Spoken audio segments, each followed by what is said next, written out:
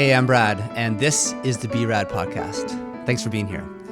I've created this so that we can experience the awe, wonder, and curiosity of being human.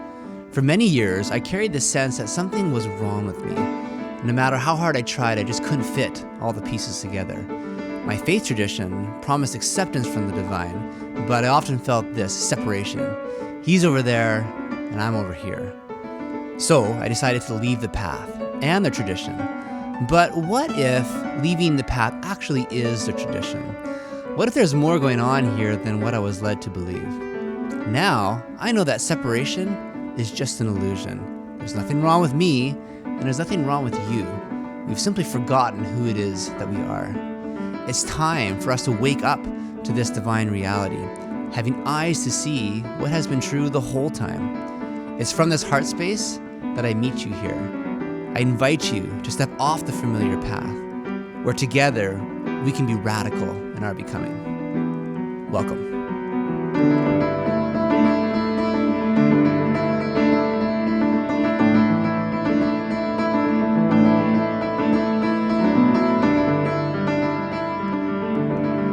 The whole time that I've been creating my Be Rad podcast, I have been in the same house as a very wise, sage woman, and I'm interviewing all these people and figuring out what I'm going to say and talk about, and finally it clued in and dawned to me, man, I need to sit down with my amazing partner and spouse in crime.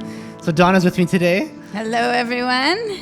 If you know me, you probably know her. You've seen her in person, or you're friends with her, or you maybe follow her online, or if you're part of our doTERRA community, maybe you know her from that context. But I'm really excited to have you here, Dawna. Thank you. It's an honor to be on your podcast. I think you were quite responsible for the production of this thing. I don't think so. Planting seeds of encouragement. St. Brad, you should open your mouth. That's humbling, but yeah, no. This is all you, baby. Oh, thank you. So the topic for today, it has to do with being let down and expectations not being met.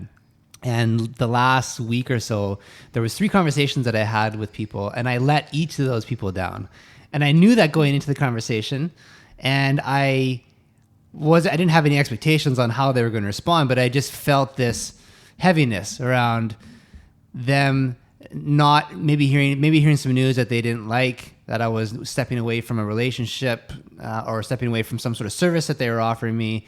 And you and I have talked a lot about expectations and our relationship to expectations. Mm-hmm. And so I felt like this was a really good topic for us to converse back and forth on what that means to us. My question, first of all, for you, Dawna, is what is it when you let other people down? Mm-hmm. Actually, let's start the other way around. When people let you down, primarily me, when I let you down, but among other people, but when people let you down, what's the first reaction that you feel inside of you? Either a physical response or some emotion. What's that first thing that happens when like there was an expectation and it wasn't met? Yeah, I mean, that's a heavy question. There's so many different ways that people can let us down. And for me, depending on who it's from, what my expectations are from that disappointment will determine how my body receives that trigger, that physical trigger, and how I'm aware of that typically is sometimes anger. That would have been my go-to emotion. You know, I quickly moved from sadness to anger so fast that I didn't even recognize the hurt. I didn't even recognize the sadness because I had protected myself from sadness because I had felt it so much as a little girl that I didn't want to feel that anymore. So anger was my go-to. So that would be my physical reaction when somebody let me down. Yeah.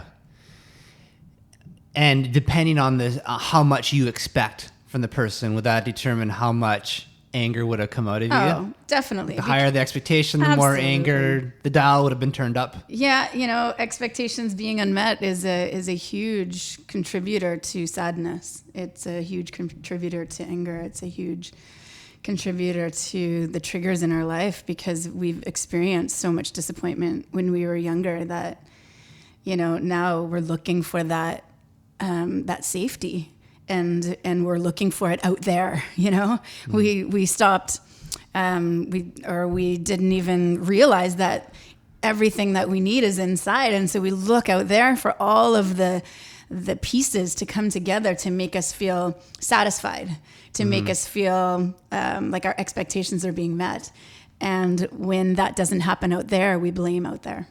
So it's interesting because your response is an outward anger and disappointment. My response has been an inward sulk. Yes. Go to the cave, Brad. Go to the cave. Yeah, I might literally curl up in some position that looks like a fetus position, right? But I would have internally withdrawn when expectations. So you kind of spoke out, and I just didn't say anything. And both of those responses aren't healthy. One looks kind of very demonstrative or very outwardly kind of, and but they're both not very good. They're both a protection mechanism. Yeah, exactly. We're trying to protect a hurt that we feel. Or there's a wound that has been rubbed up against. Yeah, and we're doing it the best way we know how. Yeah. Yeah. So then if you flip it around and you put the foot on the other shoe, foot on the other shoe? Yeah. Shoe on the other foot. Shoe on the other foot? Whatever. Something like that. What does it feel like when you let people down and when you're aware of it? Oh gosh, yeah, that feels awful, because for when those of us who care what other people think of you, right? Like you will project a lot of what you feel when you're let down onto other people, and you will assume that they feel the exact same way that you would if somebody did that to you. And so there's a lot of projection that happens.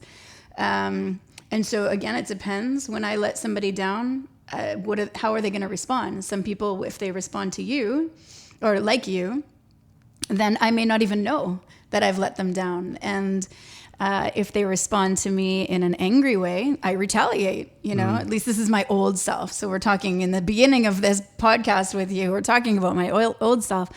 And I feel like, when somebody's mad at me, I would be like, no, you can't be mad at me because that makes me feel bad. And so now I'm going to retaliate and be angry with you to make you feel like, no, that's not okay. And maybe I'll find some fault in what you're saying in order that I feel better about myself. And that would be my typical response in the past, for sure. Or if they acknowledge me, if they acknowledge my trying. That was something huge for me. If somebody came and said, Dawna, I know where that came from. I know what you were attempting to do, and I appreciate the attempt. I appreciate the try, but that hurt. If somebody came to me like that, I would be like, oh, I'm so sorry. But typically people don't know that people need to hear that. People don't understand that people just need to be understood.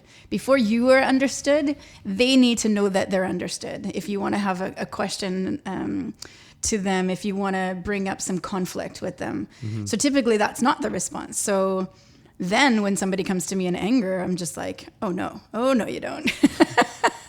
Let's have this out because I don't feel understood here. Don't you know that that's not what I meant to do? I didn't mean to hurt you.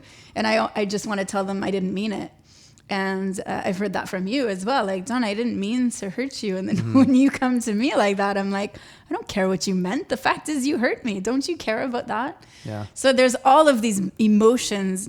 So it's multi-layered. That's why this is a very complex question, because it's so multi-layered. There's so many emotions that come up. Something that I'm learning to sit with is that if I feel confident about a certain decision that I'm making, and I speak it out to the person, and I know that it's not going to be well received, or it throws in like a curveball basically, because they weren't expecting that from me. And if they respond with, could be anger, it could be sulking, it could be passive aggressive behavior, then all of a sudden I'll question, well, maybe that wasn't the best idea, because maybe I felt like I'm wanting to go in this direction, which is away from them or to a certain degree. But then I second guess myself of, but this is what I want. This is what my heart is needing. And I'm not talking major things here. I'm just talking about maybe I want to turn right, and they want to turn left on the street. As simple as that. But that's kind of self-doubt. That's something that I am learning to recognize. Of if I feel strongly about something, and if it's going to I don't want to say the word hurt them, because it's just more of just, it's going to let them down. It's going to not meet a certain expectation that they have. I need to be okay with that, right? Absolutely. I need to be okay with them not liking my decision, not approving of the thing that I'm deciding. Oh yeah, because if you don't, you could be robbing them of an opportunity to heal from some of their past, right? Because we cannot heal from our past unless we're met with it in the patterns of our life. And I know for me, there's so many patterns that have occurred in my life that I needed to be aware. And if we are trying to protect everybody around us, you know, especially in a spousal relationship, if we're always trying to protect the other person, we're robbing them of an opportunity to be aware of what their feelings are inside and what's coming up. Because we're always trying to, I don't want them to feel this way because, and we're trying to protect ourselves by doing it. So it's kind of selfish and other-centered at the same time. But we forget that it's, you know, it could potentially harm them. And with this, I mean, you and I had a crossroads in our life about 4 years ago, where this really got amplified. Oh yeah. And we almost got divorced, right? We almost separated. We talked about separation, and we had those conversations, and it had to do with this exact same thing of not being aware of certain choices that either of us were making that was not good for ourselves, was not good for us as a couple, and then shining the light on it, and it hurting a lot, right? Because I remember when you came to me and you were honest enough to say, like, this isn't good. Like, I don't like how you're treating me in this way, and I'm wanting to experience some fun and freedom in my life, but you can't handle that, and I don't know how to deal with that. In the time, in the moment, it was extremely painful, right? So this is a real life situation. We're not just talking theoretical now, where you communicated something that let me down, right? But I had to, right? And we've talked before of I had crutches. I think maybe I said this. Like, I had crutches in my hand, and I had to have them broken so that my face could, like, slam against the pavement. Like, that's literally what it felt like, right? But it had to have this impact of, you need to see reality. You need to see the truth behind this relationship and the ways in which it is dysfunctional, and the ways and for many years I didn't want you to feel that pain. You protected me by encouragement, by words of affirmation, by stepping in to protect me and to do that socially or to do that in other ways. But it ended up harming us. Yeah, it was a codependent relationship because I always felt really good when you needed me. And that was the basis of our relationship moving into marriage. It was, here's this broken man who is so beautiful and so powerful. He doesn't even see it. And I have this gift, and he's receiving my gift, and he sees the beauty in my gift. So I felt so needed by you. And then the codependency of you needing me. And then we just created this marriage where you needed me, I needed you to need me. And when all that came to a halt, I don't think I understood what this relationship was anymore. And it was a really difficult thing for me, as well as for you. My protecting you was stopping you from growing. It really was, on your own, because you can't rely on outside world to grow. Everything is found inside, and we run away from the inside because we don't know how to sit with self long enough to heal. Yeah, and I think we bought into the cultural message that a partnership completes you. The bogus Jerry McGuire. You complete me. Yeah. You had me at hello. Yeah. Just the ridiculous messages that we keep being that are still propagated, even in a world where we seem to know better. We still have so many love stories, quote unquote love stories, where we're getting messages that are not the truth, because another person can create meaning for you, and you can have enjoyed experiences together, but in no way do they somehow fit inside you. So now you feel complete. Now you feel whole because you're with this person. A good friend of mine had said it this way. They said, because I had said, well, no, they're not the cake. You know, they're not the layers of the cake for you. They are the icing. And then they corrected me and said, no, they're not even the icing. everything that you do every single day creates the icing of your own cake. They're maybe like the coffee or the tea next to the cake. They're the thing you enjoy with the whole cake put together already. They're not anything about the cake. They're just that person that you enjoy, that you bring to your life, and you watch them grow and watch them thrive. And that's typically not our culture's way of coming together with two individuals. Yeah, a healthy dynamic relationship where both can be enjoyed. Like Yeah. I can fully enjoy your full essence and your fullness, your wholeness. I'm not adding to it or taking away, but I am just simply participating with you. I mean, we're enjoying it together. So like the analogy is great. Like you're the cake and maybe I'm a cake too. And so we both can eat, the cake, or have the tea, or like be in a party atmosphere and not feel like we have to prop up the party, prop up the other person. Because in many ways you did prop me up out of love, out of sincere devotion to me as a person, and out of care and concern. But it made the letdown even harder. I tried to be the icing on your cake. That sounds like a lyric of a song. Doesn't work, folks. Doesn't work. Well, speaking of lyrics of songs, there's a couple songs that come to mind. The first one, and I may go back and forth between them, but Switchfoot wrote a song years ago called Beautiful Letdown. And that was their landmark album that really catapulted them. But it's a beautiful song. The first two lyrics are, "It was a beautiful letdown when I crashed and burned." Mm.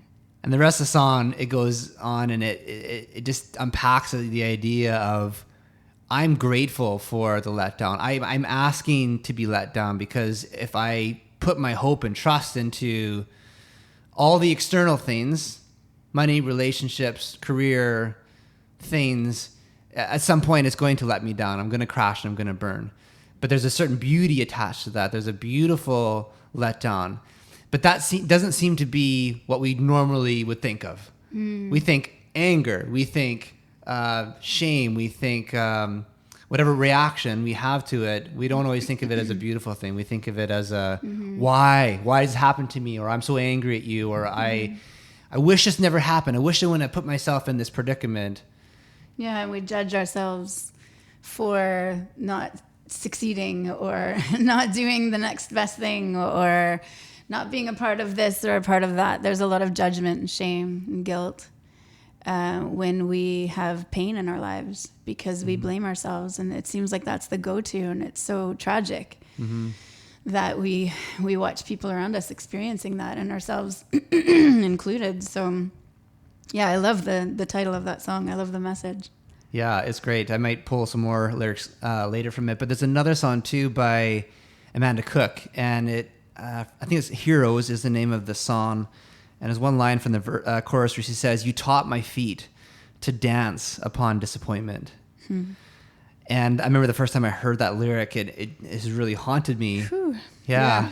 Teaching my feet to dance upon the disappointments of my life, and to not allow the disappointments to overwhelm and to crush and to burn me out, but to give me an opportunity to be more light with it, be more playful with it. What are some of the ways that you have experienced, or that you've even coached other people? Because I know you talk to a lot of women and mentor them. How do you help them see the beauty in the letdown? First, it's awareness. A lot of us are walking around not aware of our inner triggers, our inner trials. And when somebody comes to me with, a feeling of disappointment in whatever way, shape, or form, we have to rest in the awareness of that, of what comes up for us. What feelings, what emotions are actually coming? Because typically we just respond. We just retaliate, we respond, we go after whatever emotion, we let it out, or we run away, right? That fight, flight, or freeze response, right? It goes into the extremities of our body, and the inside, where our heart, our core, it shuts down when we're in that fight, flight, or freeze. Our heart shuts down. It's a biological, not actually shuts down, we don't die, but it doesn't move us into the energy of our heart center, where we are operating out of love. And the only way that we can move into that space is through awareness, and the circle of safety is typically the first place that I want to take people, because even before awareness, actually, because a lot of people just don't feel safe.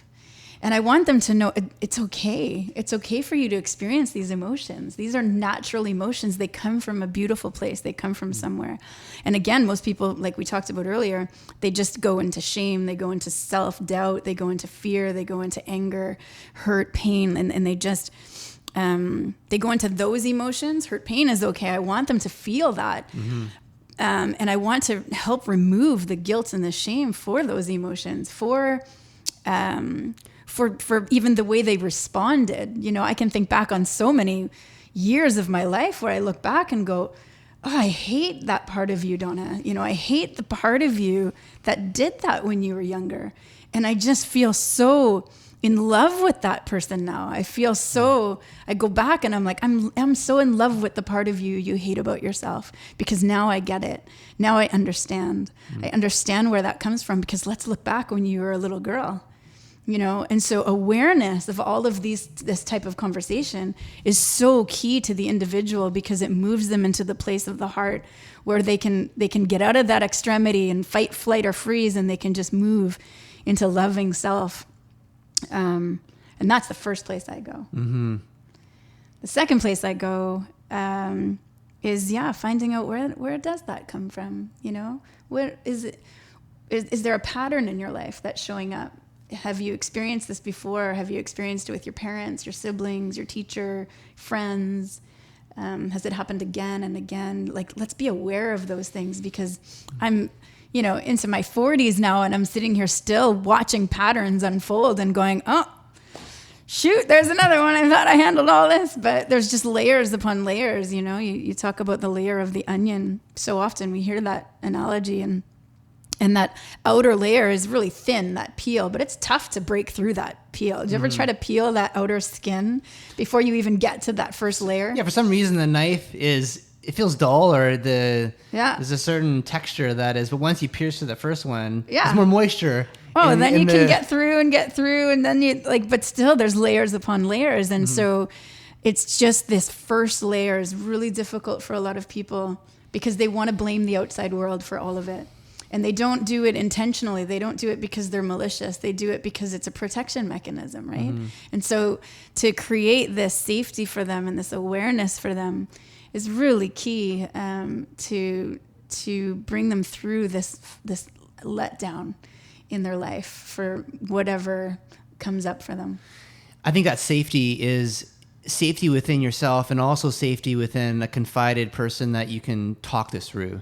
Because I know from my own life, there's been a handful of people who have walked with me in my inner journey, and they have been a great sounding board to rely on, and to have loving counsel, not just wise counsel, but a loving, empathetic posture where they understand, or they are attempting to understand, not to try to correct you or me, but just to sit with me. Yeah, and it's a hard person to find, you know, because I've had a lot of women and men go, Dawna, where do I go? You know, well, who can I talk to on a regular basis like this? And I often just say, find somebody. It doesn't matter how much they charge. You know, a lot of people are like, oh, if they charge thousands of dollars, they must be the right person, because they must be really good if they're charging that much. Often it could be just somebody who's a friend, or somebody you look up to who's definitely not perfect. So don't look for somebody perfect, but look for somebody after the very first time you talk to them, you walk away with an aha moment. There's many times that I have met with people in the course of my life, and I walked away with no aha moment. I would talk to them maybe 3 times, 4 times, you know, paying them, just still going, yeah, that was all right. But there was no beautiful aha moment. Mm-hmm. And I just really urge people out there, if they're going to look for somebody, you're going to know the first moment you talk to them. Maybe not the first second, but you'll know that first conversation, whether or not they're for you. And then beg them. Just beg them to be someone that you can just bounce ideas off of. Because I know for me, talking really helps me, and so many people are like that, and so I love that you're bringing that up, because it's so important that we can't do this alone. Mm-hmm.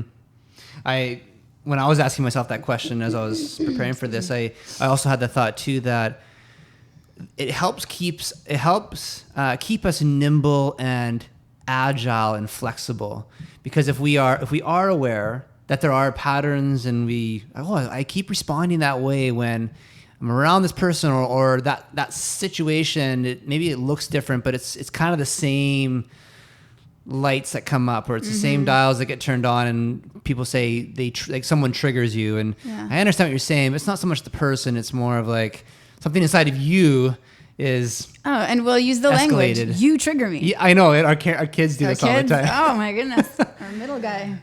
Love him. And he triggers me. Not so much now, but in the past, that was a huge thing. And I remember my soul coach, Sandy Alemian, had mentored me through this, and I had said, like, can you walk me through why he triggers me so much? And she, was so loving and kind and didn't correct me when I said he triggers me, but just walked me through it and reminded me that, he is here for me.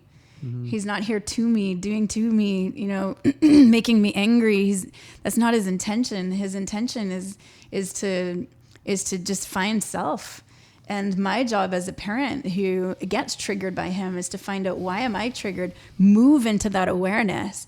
And from there, my relationship with him has changed. I mean, I am no longer triggered by him and his emotions.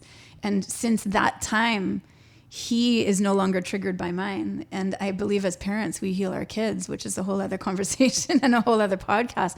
But out there, if those of you who are parents, if you have that child who triggers you, lean into self, because it's a much more beautiful and long-lasting place to go than just blaming your child. It really is up to us as parents. Our brain after 24 it's only then that it's fully functioning. It's fully, put together. The frontal lobes are finally connected. They're finally formed fully. And yet we're bumping up against these kids whose primal instincts are there. A bit of the frontal cortex is moving, into it, but they're so impulsive, and they'll come back to you and they don't even know why they've done what they've done. And that's the reason, because their brain just isn't fully functioning, and we're blaming them for triggering us. We've got to look differently at the way we parent. You and I were talking, the other day, and you were coming out of a meditation, and maybe we'll talk about this now. And you were describing an experience where you didn't feel the need to want or desire anything, and you're fully in a present moment that was, however you might describe it, blissful or content, or just knowing that it already exists. So there's nothing to really desire or want in that moment. My question is, the reason why we have disappointment and the reason why we feel let down is because we had some sort of like desire embedded into something, and there are emotions that are part of that desire. What do you think of the concept of wanting, and is it important? Like, how do we manage the tension between desiring something, wanting something, good things in our life, but there's also an emotion attached to it, because emotion and desire, like desire is a strong emotion, right? Desire is like a very motivated, burning, like I really want this to happen. I have this goal in mind. I want to feel better in my body. I want to have a healthier relationship. I want to make more money. How do you make sense of desire and expectation and emotions and that concoction? Yeah, it's a good question. A lot of people who have asked this question of me are asking it because they want more, but they're afraid. We are afraid, and you and I coming out of the church, it's like, no, be content with what you have. And I was raised that way. I was raised like, be content with what you have and be okay in the here and now. And part of me that I remember looking back, when you and I, Brad, we were living in poverty at one point. And I remember just living in gratitude. And that's my cup, right? Like, my cup is usually half full. I always see the good out of things. I've always been like that. But it wasn't until, our doTERRA came into our lives where I started to go, there's more.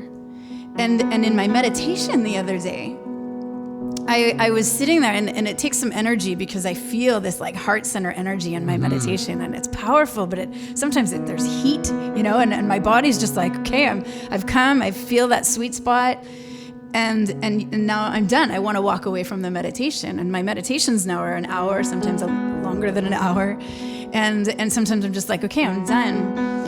And I just felt this voice, and it wasn't audible, obviously, but it was just this like telling me, Dawna, do you think this is all I've got for you? Do you think this is it? When you were living in that good enough space back in the poverty, you were like, well, you know what? At least we're together. At least we have each other. At least we're good. And I just felt this powerful presence inside me saying, you want to live in the least? Is that all you think I have for you? Don't you know there's more? And in that moment, it wasn't that I was desiring more. It wasn't that I wanted more. It was just that I was invited to more. And there was this word invitation. And there's an invitation to each and every one of us for more. And it's not because we want it. It's not because we desire it, but it's because it's for us. But there's a part of us inside that we can be content and be in gratitude exactly where we are, as though we already have everything we need and more.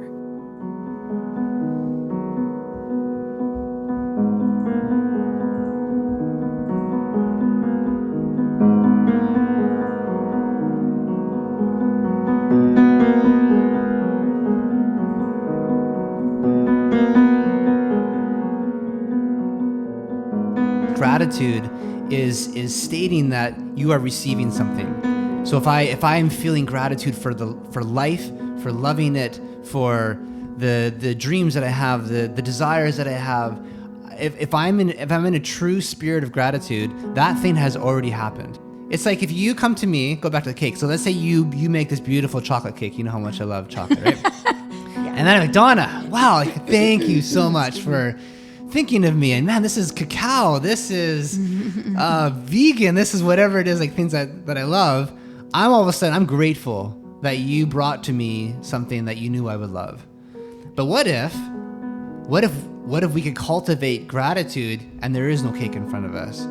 But the cake already exists. Maybe somewhere in my imagination or in the quantum model that's in a dimension other than space and time as we know it. And then we really get connected and emotionally involved and invested into that thing. Then I don't know is it possible to be disappointed in that environment? No, and you can be if you are continually looking in lack, right? Like, I don't have it yet. I don't have it yet. I don't have it yet. My meditation today was very much about like being in gratitude, and there was this moment, this sweet spot moment that I felt just fully gratitude in the presence of the quantum field, right? And just in that presence where I was lacking nothing. Because if you continue to think and desire things that you don't yet have, and your awareness is on what you don't have, that's lack. It'll never come to you. But if your desire, and if you can merge your desire with gratitude as though it already happened, now you're talking. Now you're inviting the future to you. And I often, I've done this meditation where I've had my hands held out in front of me, and I've placed. My soul coach did this with an emotion at one time, and I've moved this into the future. And so you can place whatever you want in the palm of your hands, right? And every breath you breathe in, you hold that future towards you and bring it. And it's like an invitation until it gets right into your heart as though it's already there. It's already happened. There's no lack, because there's no past, there's no future, there's just the eternal present moment. And it's now, the eternal now. And you can feel gratitude for that. And it's tricky conversation, and it's even hard for us to explain it well. But I would definitely go and check out some Dr. Joe Dispenza, because he's taught us a lot about this. Yeah, my last episode, I reference him. So if you listen to that one, I talk about the energy centers and how he describes it. Yeah, for sure. Something that I've been learning through his work and through other mystics and other teachers that I've really benefited from is the breaking up of your emotions and how they are married to your expectations. Because I think that disappointment happens when those two are so wedded together that when you don't get the thing that you expect, your emotions will flare. And we said at the very beginning, whatever those patterns are for you, you have this emotional response because you had invested an idea and it didn't happen, so your expectations weren't met.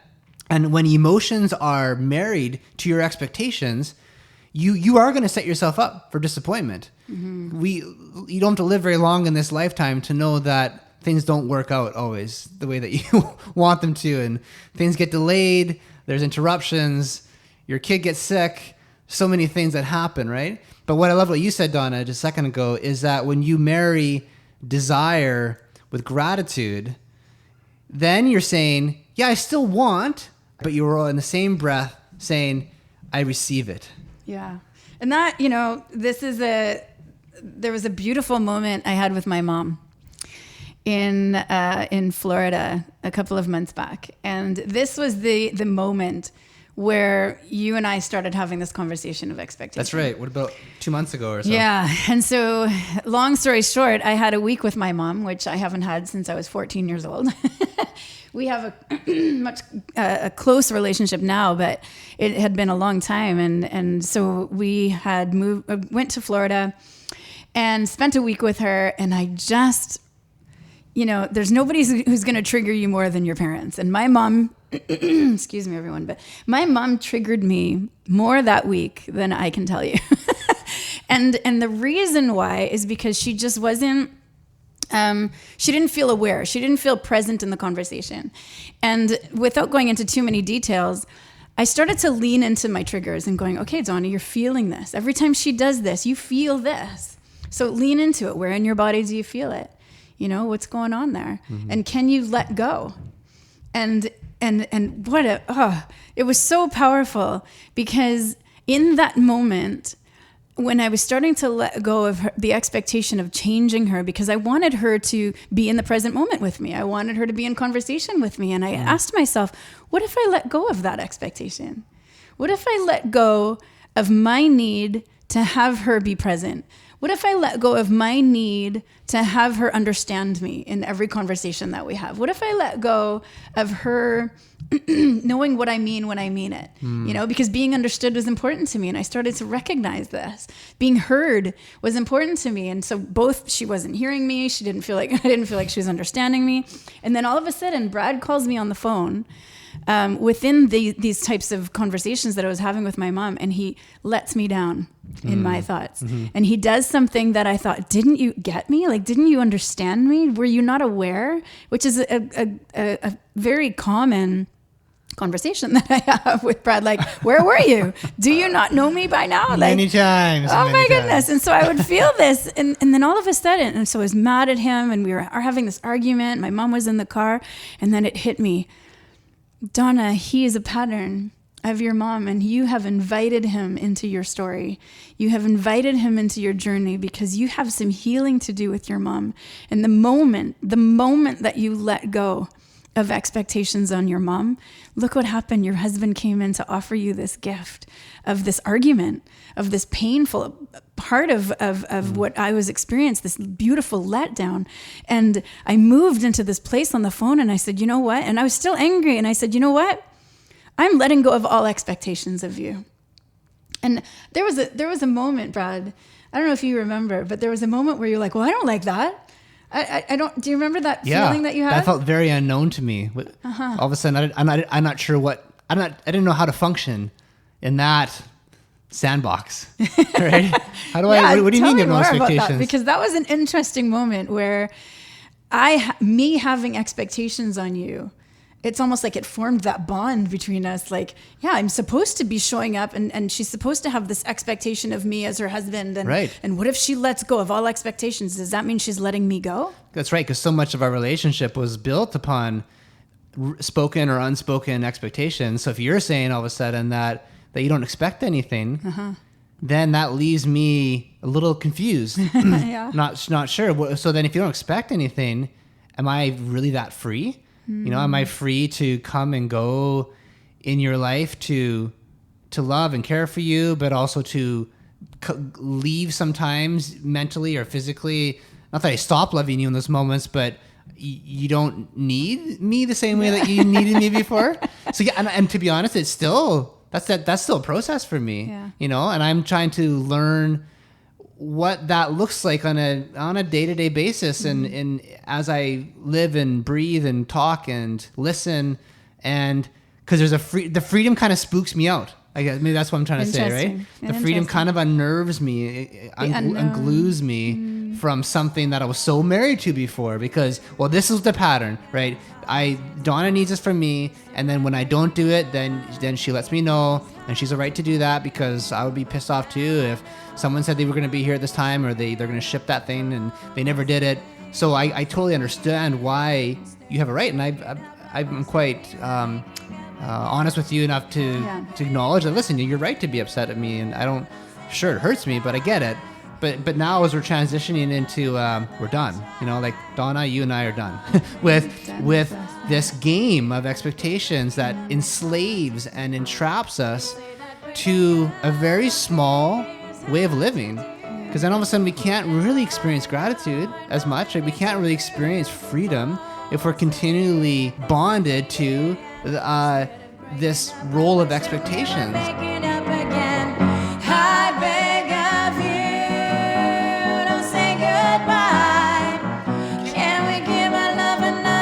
Try. Come on, baby, let's start anew. 'Cause breaking up is hard to do. Do down, down. Come, do down, down. Let me tell you how my life has changed since that moment.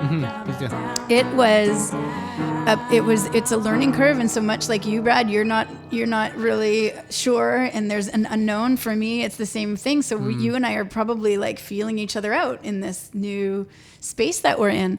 And I know when I came home and I just began to let go of expectations, I'm going to tell you this as the end part of the story, is that Brad moved closer to me the way that I've always wanted, because he felt that circle of safety, you see. And as soon as you let go, as soon as you live in gratitude for what is, your life will unfold in a way that's so magical that you would never even expect, and it will surprise you even. And so as I come home and Brad is doing things, and many of you who have spouses, I've been asked this when I've talked to people about this no expectation, and they said, well, how do I do this? And by no means do I expect people who are in an abusive situation to have no expectations of their husband or their wife. There is a vow. There was a vow of whatever the vow was, there was an intention. Absolutely. And just mutual respect. Yeah, there has to be. If there is no respect anymore, maybe there was in the beginning or something, but if there is none now, that's a unhealthy. But let me go one step further from that, because do I expect you to respect me? And at this moment in time, I have a time limit, and I'm giving this a time limit, and I know what's happening. It's not if I'm going to give this no expectation thing a time limit, and then after that we're getting a divorce. That's not what I'm saying. What I am saying is that, what about for a time? They now say that it takes 66 days to form a new habit. What if for 66 days you had no expectation on your partner?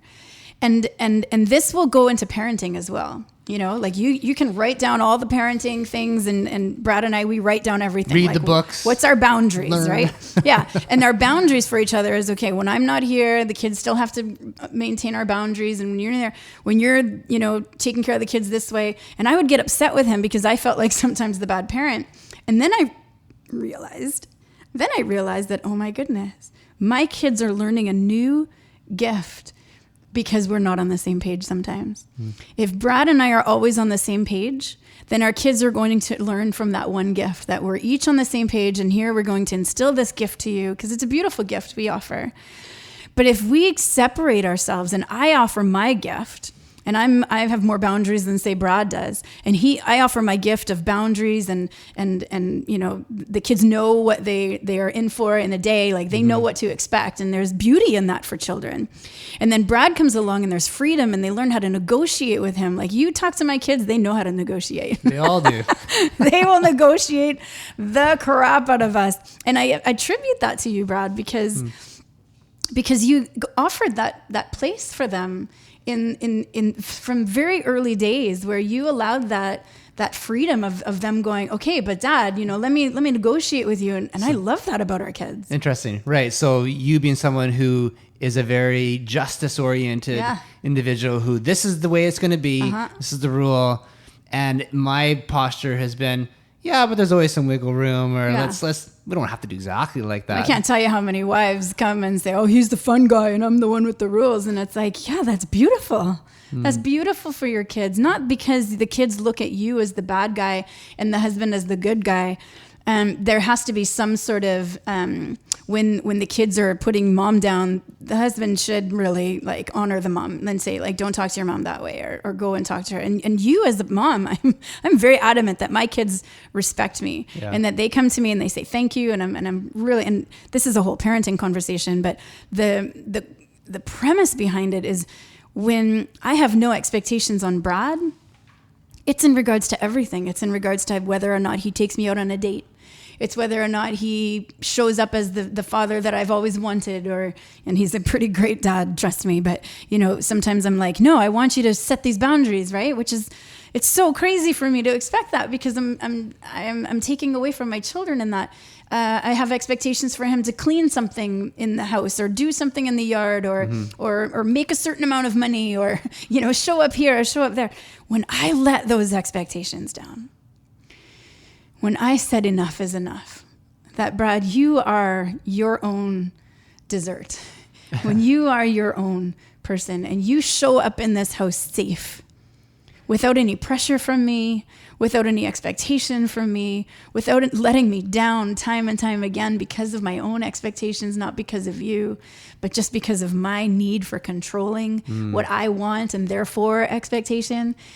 When I created that safety for my own husband in my own home, did he ever show up? And it took some time, and it's taking time, and same thing for me. Like when Brad let expectation go of me because I fought for it, and when he was just like, Dawna, you be free. Who did I ever show up to me? Because I'm not on this planet to show up to Brad, and Brad is not on this planet to show up to me. We are on this planet to show up to our greater selves that is within, and it's so much greater than we could show up to a human being. So much more beautiful, so much more powerful. And I think as we kind of bring this to a close, that is the letting in of the secret of the letdown. Because when we are honest and we are aware, like you were talking about earlier, like just being aware of this and finding some place of safety so that we feel loved within this space, there's we know that the expectations that we have are going to disappoint us, and the emotions that we are so married to, it rocks us, and it puts us in a very human position, which is totally normal, and it's we celebrate that, but that's an invitation into something that is better, something that is liberating of energy, liberating of your true heart, your true purpose for being here. And if we weren't let down, then we would miss it. Because if we were just completely happy all the time, or if we were, you know what I mean? Like if there was no resistance, if there was no like learning opportunities, where would the growth be? Where would those opportunities come from? There's this guy, his name is Chogayam Chungpa, probably butchering his name. He started the Shambhala Institute in North America, and in fact, Halifax, which is, we used to live in there, he started an organization. And he said this, he said, enlightenment is ego's ultimate disappointment. So I'll say it again. Enlightenment is ego's ultimate disappointment. So if the ego is wanting to continue to control and to manage expectations and manage yourself, manage other people, if we want to be enlightened, if we want to experience expansion and growth of yourself, then it's going to totally demolish the ego. It's going to disappoint the ego, because the ego has another agenda, right? The ego wants to be seen as beautiful and smart and successful and in control and all the things that our ego desires, but we're really going to be disappointed if we choose the path of enlightenment. Yeah, absolutely. How does that speak to you, Dawna, that idea? Yeah, it's the same. It's the ego. That's the part of us that has these like goal-driven desires, and it's like there's nothing wrong with having goals, but the ego is like it operates towards those goals in lack. Whereas enlightenment is that invitation to love, and when you are invited towards enlightenment, there's the ego. It's like no, that's too easy. And it has to be hard. Life is hard. Don't you know? You gotta work and grind sweat and it out. sweat it out. That's right. And the enlightenment is just a calling. And it's calling us to something greater. It's calling us, it's inviting us towards this beautiful entanglement with love. And ego wants no part of that. And there's nothing, ego is a safety. It's part of our primal brain. Yeah, and we need it. It's for sure. It keeps us alive. It keeps us alive. But enlightenment takes us to that next level. And it is a beautiful invitation. Well, Dawna, this has been awesome. If someone wants to hear more of your thoughts and what you have to share, how would they watch you, look at you online? So my Instagram handle is at Dawna.Taves, DAWNA.TOEWS. You can find me on Facebook/Mama Raw. So I'm also known as Raw Mama, and just overhauling my website right now. But in the meantime, you can check out the old website at rawmama.com.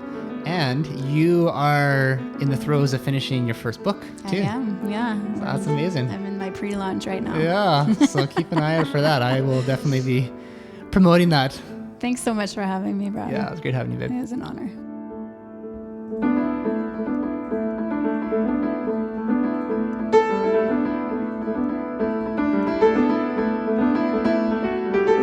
I know that I am completely biased when I say this, but Dawna, you are brilliant. Wow, that was such a great conversation to have. Thanks for joining me on this podcast, and maybe we'll do it again in the future. If you liked what you heard, if you want to hear more of Dawna's thoughts and her process as a person, please check her out on Instagram and Facebook. I know that you'll get great value from doing that. All the music today, again, was brought to you by my upright piano in my basement. And one of the songs that you heard was a 50s cover called Breaking Up Is Hard to Do. And that was Dawna singing in the background, and I was doing some backups and playing piano behind her. And it was one of my favorite songs from the 50s. And as we're discussing about the emotion and our expectations and just breaking those two up, breaking that marriage up. So I thought that was just a fun song to play today. Hope you enjoyed this episode. Be radical in your becoming, my friends.